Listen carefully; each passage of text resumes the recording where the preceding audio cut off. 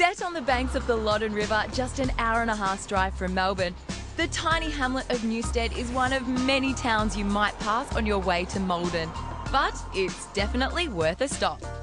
Newstead was built during the gold rush of the 1850s, and it's great to see that many of its original buildings are still standing, including the butcher, the baker, and I kid you not, the candlestick maker.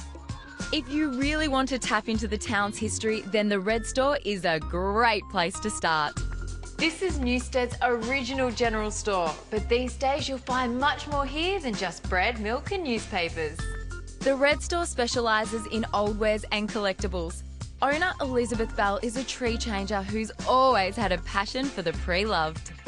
Now Liz, you call them old wares, but I call them treasures. Tell me, what would be your favourite treasure? I think this one's quite interesting. It's a World War I patient's bed that was used to wheel invalids out into the sunshine to recuperate.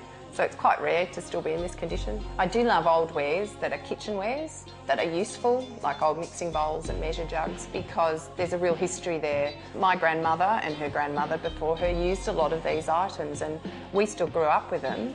And I think the fact they're still here is a great thing, and we can still use them today. Liz has preserved all of the store's original fittings and also has plans to open a B&B.